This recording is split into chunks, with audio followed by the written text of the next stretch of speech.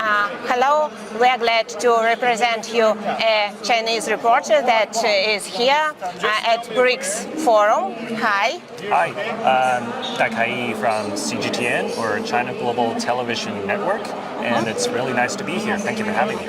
I'd like to ask you a few questions about what the Chinese people feel about communication between Russia and China, and I want you to tell us about that. Tell me, please, what China feels about Russia's role and Chinese role in building our future, and what does this event takes place in building our future? That's right. So this is the 16th official meeting between the BRICS member country leaders. So it's very symbolic in its own way. And I should say that this year for China and Russia, it marks the 75th anniversary of the establishment of diplomatic ties between China and Russia. And this is also the China-Russia Culture Year. So there is certainly a lot to expect. As we can see, the Chinese President Xi Jinping arrived earlier today in Kazan.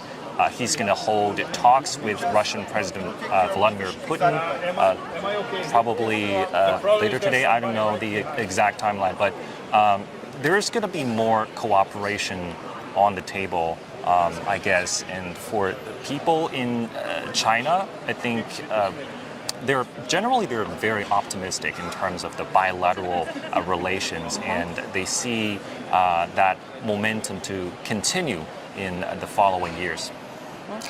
When I arrived here, I saw a large picture of Xi Jinping nearby the railway station. Tell me, please, what do you feel about that? And did Russia show as much respect as it is needed? I know our cultures differ, and it's not always easy to show the attitude to each other. What do you feel about that? I would say it's a warm welcome from what I can see, not just for Chinese President Xi Jinping. I think just for the media outlets coming from China. We've been here in the city for a couple of days already, and we can see that everywhere we go, like, people are friendly. Some of local residents, they speak Chinese, they speak Mandarin even. So that really surprised us.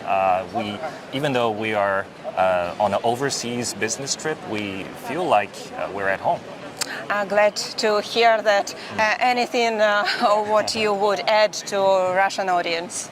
I just want to say that this is an amazing event. This is the first time I attend the BRICS summit, but it's actually the second time I come to Russia. The first time is for the St. Petersburg International Economic Forum, but I would say that every time when I travel to Russia, there's always new surprises, in a good way, of course. And I would love to, come to Russia more in the coming years. How is China doing? How's China doing? Yes, how is China doing? What's happening in China? How do Chinese people feel now? Are their lives getting better? Oh yeah, sure. That's for sure. China alleviated poverty for hundreds of millions of people like years before. I think it's the year of 2020. So overall, the life quality has improved significantly in China, be it in cities or in rural and remote villages. So if you have chance to come to China, of course we welcome you to visit China, not just in Beijing and Shanghai, but also, as I said again, in those remote villages. Like, they're also beautiful, and people's lives have been significantly improved. And do people understand that their role in the world is growing, and all the eyes are focused on them? What do normal people feel about that? I mean, normal citizens of China.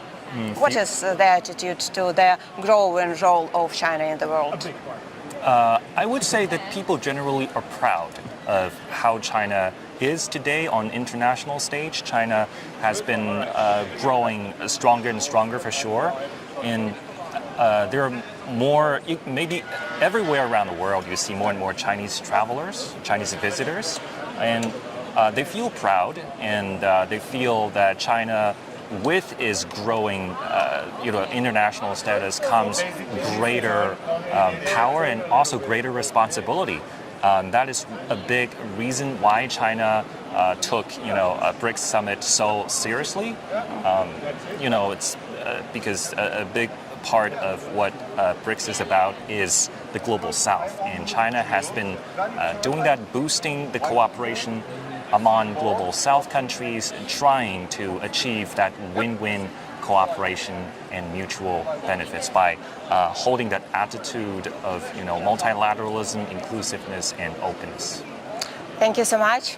I wish you and Chinese people all the best. Thank you for having me.